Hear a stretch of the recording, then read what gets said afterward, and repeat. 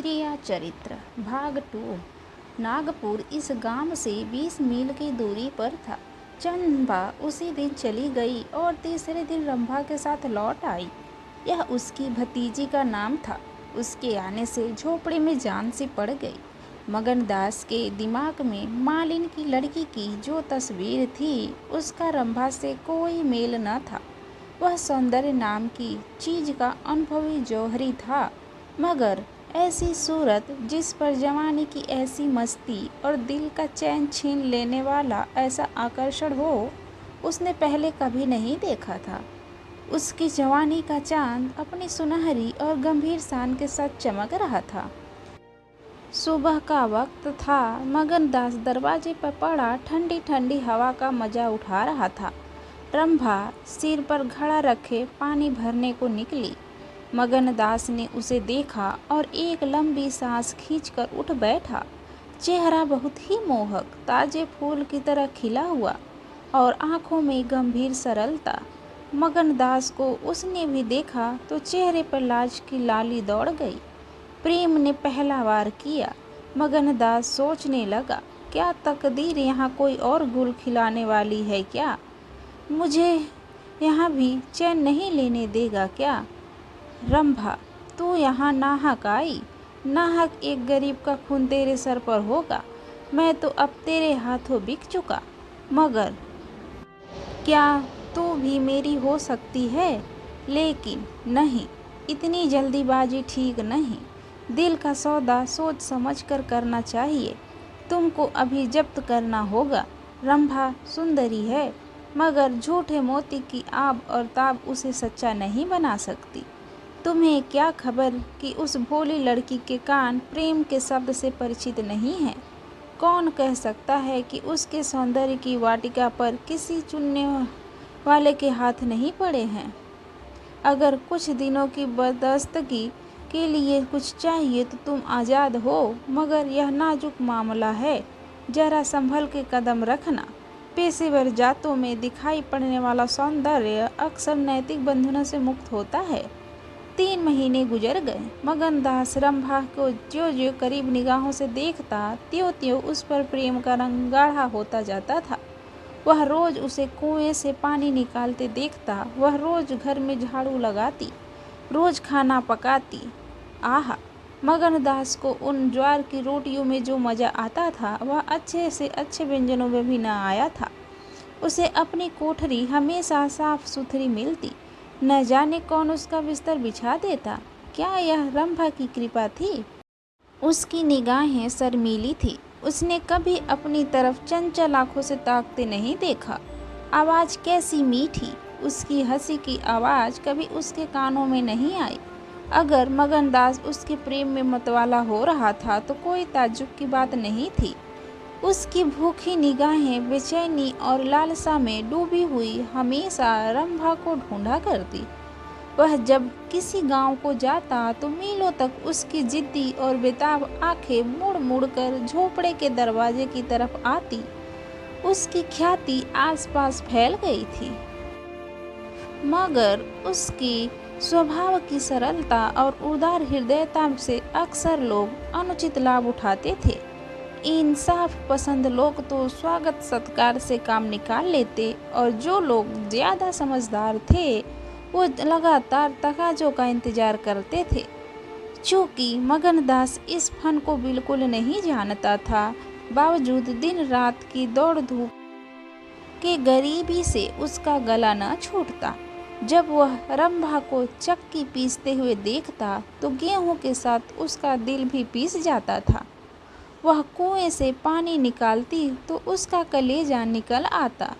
जब वह पड़ोस की औरतों के कपड़े सीती तो कपड़ों के साथ मगनदास का दिल भी छिद जाता था, मगर उसके मन का न कुछ बस था न काबू। मगनदास की हृदय भेदी दृष्टि को इसमें तो कोई संदेह नहीं था कि उसके प्रेम का आकर्षण बिल्कुल बेअसर नहीं है, वरना रंभा की उन वफा से भरी हुई खातिरदारियों की तुक वह कैसे बिठाता। मगर प्रेमिका के दिल में बैठने का इरादा उसमें बहुत कम था। कोई दूसरा मनचला प्रेमी अब तक अपने वशीकरण में कामयाब हो चुका होता लेकिन मगनदास ने दिल आशिक का पाया था और जबान मासूक की। एक रोज शाम के वक्त चंपा किसी काम से बाजार गई हुई थी और मगनदास हमेशा की तरह चारपाई पर पड़ा सपने देख रहा था। रंभा अद्भुत छटा के साथ आकर उसके सामने खड़ी हो गई और उसका भोला चेहरा कमल की तरह खिला हुआ था और आंखों में सहानुभूति का भाव झलक रहा था। मगनदास ने उसकी तरफ पहले आश्चर्य और प्रेम की निगाहों से देखा और दिल पर जोर डालकर बोला, आओ रंभा, तुम्हें देखने को बहुत दिन से आंखें तरस रही थी। रंभा ने भोलेपन से कहा, मैं यहाँ न आती तो तुम मुझसे कभी न बोलते।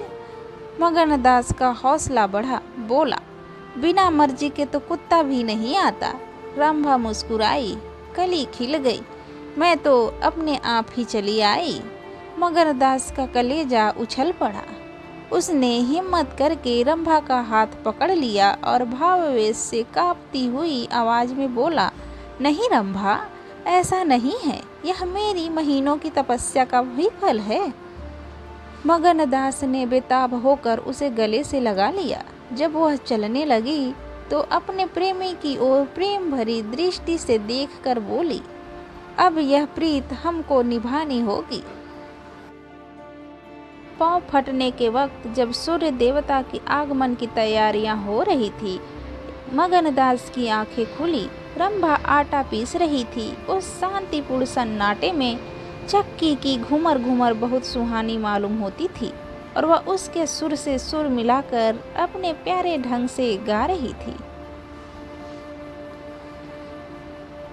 झुलनिया मोरी पानी में गिरी, मैं जानू पिया मोको मन है, उल्टी मनावन मोको पड़ी, झुलनिया मोरी पानी में गिरी।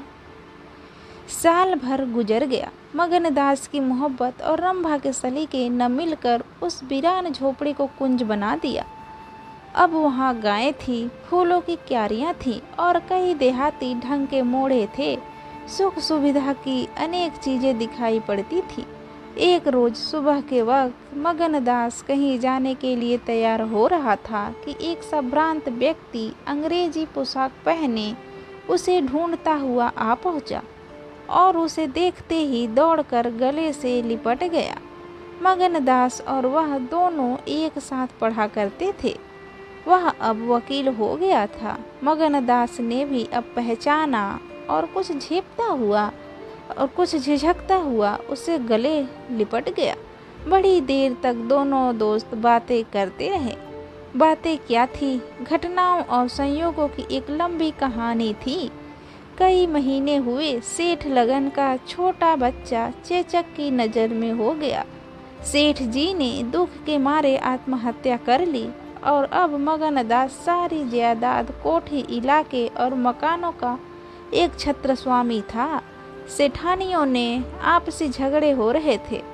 कर्मचारियों ने गबन को अपना ढंग बना रखा था। बड़ी सेठानी उसे बुलाने के लिए खुद आने को तैयार थी, मगर वकील साहब ने उन्हें रोका था। तब मगनदास ने मुस्कुरा कर पूछा, तुम्हें क्यों कर मालूम हुआ कि मैं यहाँ हूँ? तो वकील साहब ने फरमाया, महीने भर से तुम्हारी टोह में हूँ। सेठ मक्खन लाल ने अता पता बतलाया, तुम दिल्ली पहुँचे और मैंने अपना महीने भर का बिल पेश किया। रंभा अधीर हो रही थी कि यह कौन है और इनमें क्या बातें हो रही हैं। 10 बजते बजते वकील साहब मगनदास से 1 हफ्ते के अंदर आने का वादा लेकर विदा हुए। उसी वक्त रंभा आ पहुंची और पूछने लगी, ये कौन थे? इनका तुमसे क्या काम था? मगनदास ने जवाब दिया, यमराज का दूत। रंभा, क्या अपशगुन बकते हो? मगनदास, नहीं नहीं रंभा, यह अपशगुन नहीं है, यह सचमुच मेरी मौत का दूत था। मेरी खुशियों के बाग को रौंदने वाला, मेरी हरी भरी खेती को उजाड़ने वाला। रंभा, मैंने तुम्हारे साथ दगा की है, तुम्हें मैंने अपने फरेब के जाल में फंसाया है, मुझे माफ़ करो। मोहब्बत ने मुझसे यह सब करवाया। मैं मगन सिंह ठाकुर नहीं हूँ, मैं सेठ लगनदास का बेटा और सेठ मक्खनलाल का दामाद हूँ।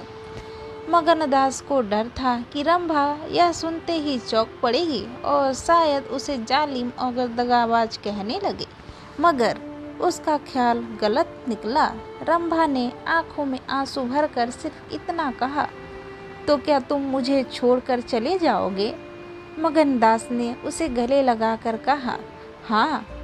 रंभा, क्यों? मगनदास, इसलिए कि इंदिरा बहुत होशियार, सुंदर और धनी है। रंभा, मैं तुम्हें न छोड़ूंगी। कभी इंदिरा की दासी थी, अब उनकी सौत बनूंगी। तुम जितनी मेरी मोहब्बत करोगे उतनी इंदिरा की तो न करोगे, क्यों? मगनदास इस भोलेपन पर मतवाला हो गया, मुस्कुरा कर बोला, अब इंदिरा तुम्हारी दासी बनेगी, मगर सुनता हूँ वह बहुत सुंदर है, कहीं मैं उसकी सूरत पर न लुभा जाऊं। मर्दों का हाल तुम नहीं जानती, मुझे अपने से ही डर लगता है। रंभा ने विश्वास भरी आंखों से देखकर कहा, क्या तुम भी ऐसा करोगे? ओह, जो जी में आए करना, मैं तुम्हें न छोड़ूंगी। इंदिरा रानी बने, मैं दासी होंगी, क्या इतने पर भी मुझे छोड़ दोगे? मगनदास की आंखें डबडबा गईं। बोला, प्यारी, मैंने फैसला कर लिया है कि मैं दिल्ली नहीं जाऊंगा। यह तो मैं कह ही ना पाया कि सेठ जी का स्वर्गवास हो गया, बच्चा उनसे पहले ही चल बस। अफसोस सेठ जी के आखिरी दर्शन भी न कर सका। अपना बाप भी इतनी मोहब्बत नहीं कर सकता, उन्होंने मुझे अपना वारिस बनाया है। वकील साहब कहते थे कि सेठानियों से अनबन है, चौकर चाकर लूट मार मचा रहे हैं। वहाँ का यह हाल है और मेरा दिल वहाँ जाने पर राजी नहीं होता। दिल तो यहाँ है, वहाँ कौन जाए? रंभा जरा देर सोचती रही, फिर बोली, मैं तो तुम्हें छोड़ दूंगी। इतने दिन तुम्हारे साथ रही, जिंदगी का सुख लूटा, अब जब तक जीऊंगी इस सुख का ध्यान करती रहूंगी, मगर तुम मुझे भूल तो न जाओगे? साल में एक बार देख लिया करना इसी झोपड़ी में आकर।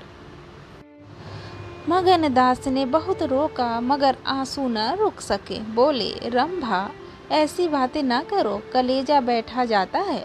मैं तुम्हें छोड़ नहीं सकता, इसलिए नहीं कि तुम्हारे ऊपर कोई एहसान है, तुम्हारी खातिर नहीं, अपनी खातिर। वह शांति, वह प्रेम, वह आनंद जो मुझे यहाँ मिलता है, यह कहीं और नहीं मिल सकता। खुशी के साथ जिंदगी बसर हो, यही मनुष्य की जीवन का लक्ष्य है। मुझे ईश्वर ने यह खुशी यहाँ दे रखी है, तो मैं उसे क्यों छोड़ूं? धन दौलत को मेरा सलाम है, मुझे उसकी हवस नहीं है। रंभा फिर गंभीर स्वर में बोली, मैं तुम्हारे पाँव की बेड़ी न बनूंगी। चाहे तुम अभी मुझे न छोड़ो, लेकिन कुछ दिनों में तुम्हारी यह मोहब्बत न रहेगी। मगनदास को कोड़ा पड़ा, जोश से बोला, तुम्हारे सिवा इस दिल में अब कोई और जगह नहीं बना सकता। रात ज्यादा हो गई थी, अष्टमी का चांद सोने जा चुका था। दोपहर के कमल की तरफ साफ आसमान में सितारे खिले हुए थे।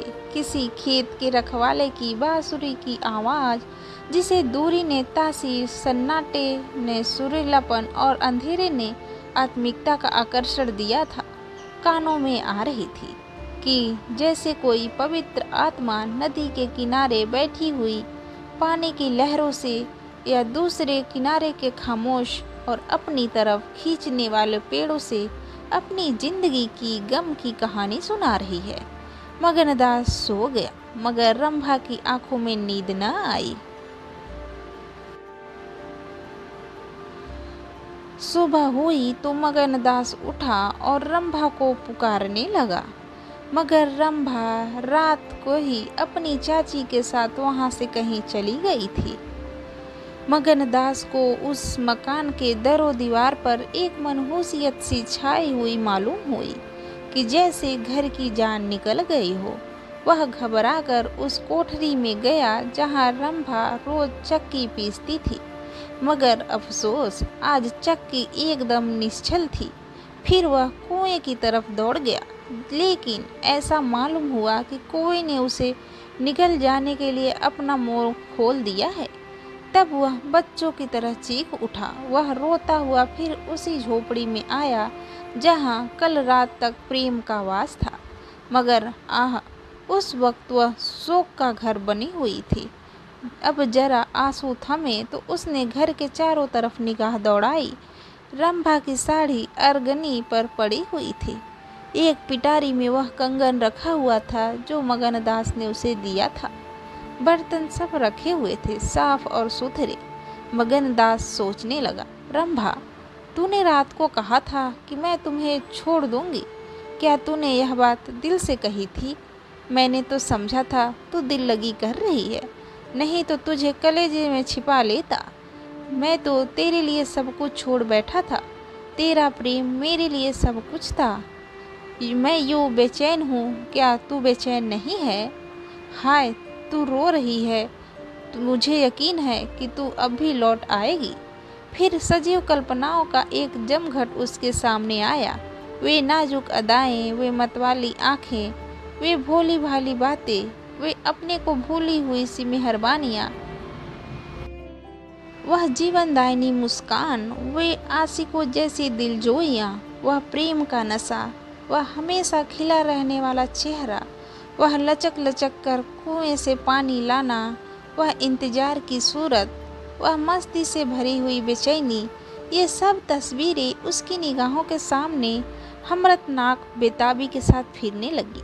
मगनदास ने एक ठंडी सांस ली और आंसुओं और दर्द की उमड़ती हुई नदी को मर्दाना जब्त से रोककर उठ खड़ा हुआ।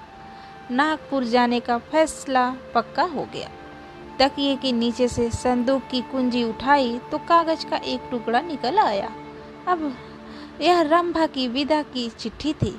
प्यारे, मैं बहुत रो रही हूँ, मेरे पैर नहीं उठते, मगर मेरा जाना जरूरी है। तुम्हें जगाऊंगी तो तुम जाने न दोगे। कैसे जाऊं? अपने प्यारे पति को कैसे छोड़ दूं? किस्मत मुझसे यह आनंद न घर छुड़वा रही है। मुझे बेवफा न कहना। मैं तुमसे फिर कभी मिलूंगी।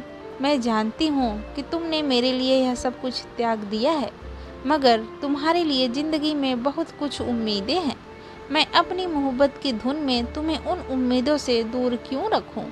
अब तुमसे जुदा होती हूँ, मेरी सुध मत भूलना। मैं तुम्हें हमेशा याद रखूंगी। यह हम आनंद के दिन कभी न भूलेंगे। क्या तुम मुझे भूल सकोगे?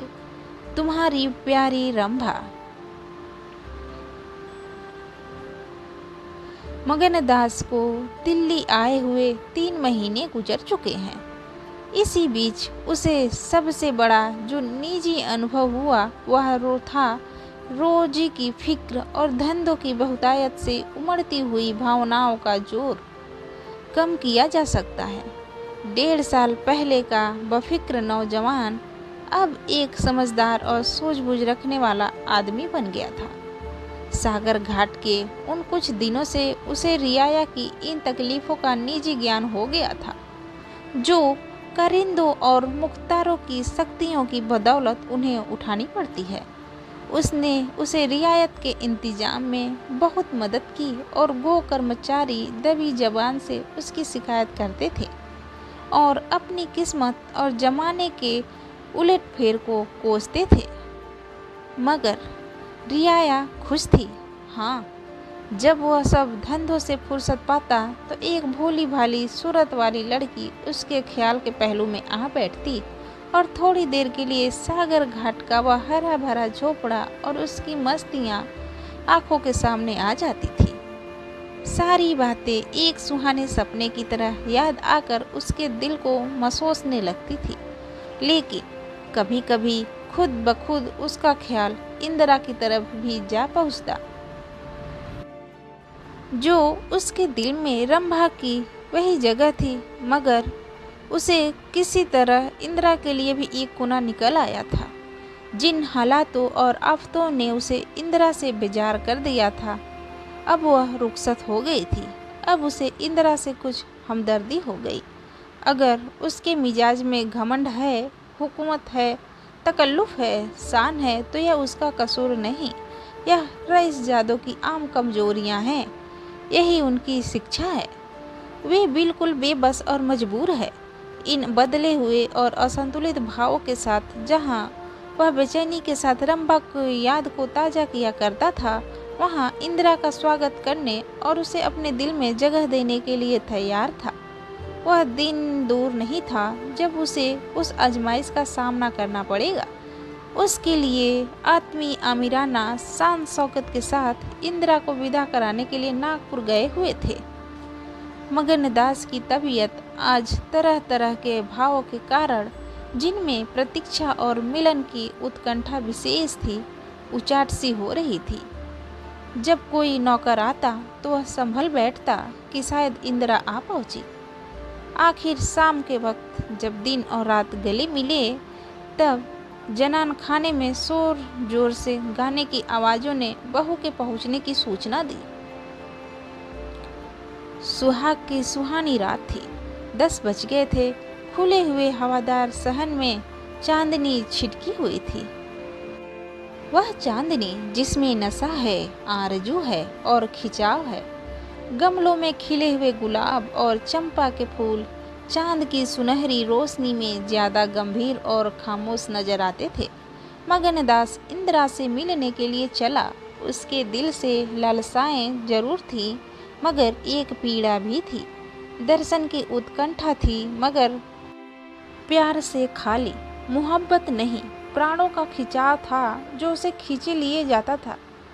उसके दिल में बैठी हुई रंभा शायद बार बार बाहर निकालने की कोशिश कर रही थी, इसलिए दिल में धड़कन हो रही थी। वह सोने के लिए कमरे के दरवाजे पर पहुंचा। रेशमी पर्दा पड़ा हुआ था। उसने पर्दा उठा दिया। अंदर एक औरत सफ़ेद साड़ी पहने खड़ी थी। हाथ में चंद खूबसूरत चूड़ियों के सिवा उसके बदन पर एक जेवर न था। जो ही पर्दा उठा और मगनदास ने अंदर कदम रखा, वह मुस्कुराती हुई उसकी तरफ बढ़ी। मगनदास ने उसे देखा और चकित होकर बोला, रंभा, और दोनों प्रेमावेश से लिपट गए। दिल में बैठी हुई रंभा बाहर निकल आई थी। साल भर गुजरने के बाद एक दिन इंदिरा ने अपने पति से कहा, क्या रंभा को बिल्कुल भूल गए क्या? कैसे बेवफा हो? तो कुछ याद है उसने चलते वक्त तुमसे क्या विनती की थी? मगनदास ने कहा, खूब याद है। वह आवाज़ भी कानों में गूंज रही है। मैं रंभा को भोली भाली लड़की समझता था। यह नहीं जानता था कि वह त्रिया चरित्र का जादू है। मैं अपनी रंभा को अब भी इंदिरा से ज़्यादा प्यार करता हूँ। तुम्हें डाह तो नहीं होती? इंदिरा ने हंसकर जवाब दिया, डाह क्यों हो? तुम्हारी रंभा है तो मैं क्या मगन सिंह नहीं हूँ? मैं भी उस पर मरती हूँ।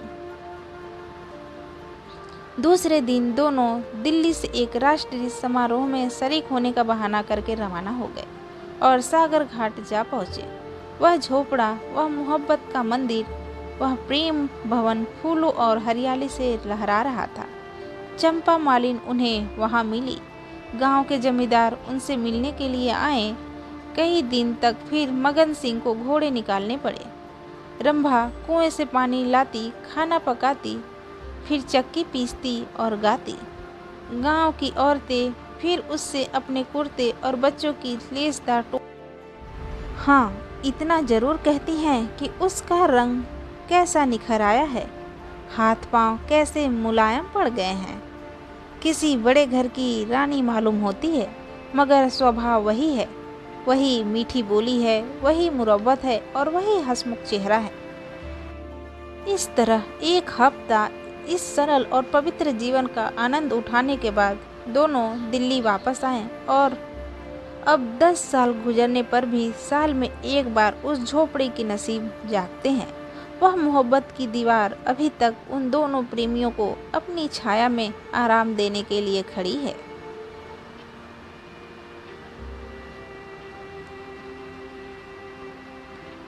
अगर कहानी अच्छी लगी तो लाइक करें और चैनल को सब्सक्राइब जरूर करें। धन्यवाद।